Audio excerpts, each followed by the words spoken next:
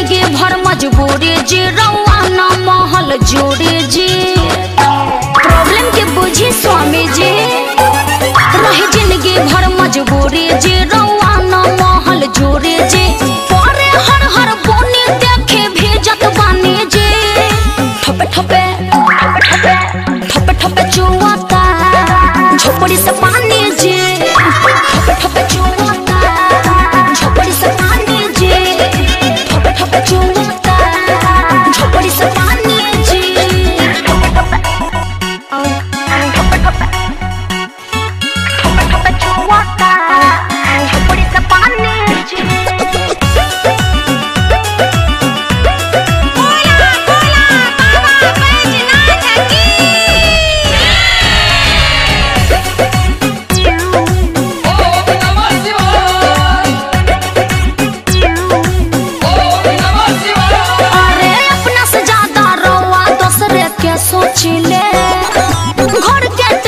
छोड़ चिलम पर चिलम बझिले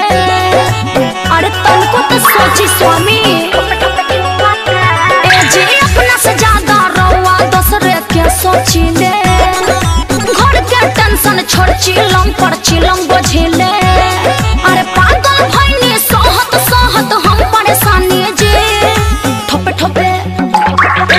ठोपे ठोपे चुआता झोपड़ी से पानी जी ठोपे ठोपे चुआता झोपड़ी से पानी जी ठोपे ठोपे चुआता झोपड़ी से पानी जी भोला भोला बाबा भोलेपति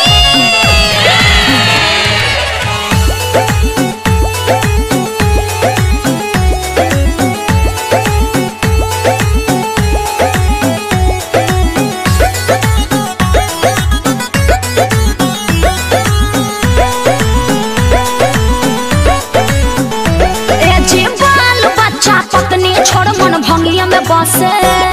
अरे देखली राउर भक्त पृथ्वी लोक से हंसे अरे देखी स्वामी जी तनी देखली बाल बच्चा पत्नी छोड़ मन भंगिया में बसे देखली राउर भक्त पृथ्वी लोक से हंसे अरे अंतरा हंसा मुखे सुन के राउर कहानी जी ठोपे ठोपे ठोपे ठोपे ठोपे ठोपे चुआता झोपड़ी से पानी जी ठोपे ठोपे चुआता झोपड़ी से पानी जी ठोपे ठोपे चुआता झोपड़ी से पानी जी गौड़ा संतोषम परम सुखम।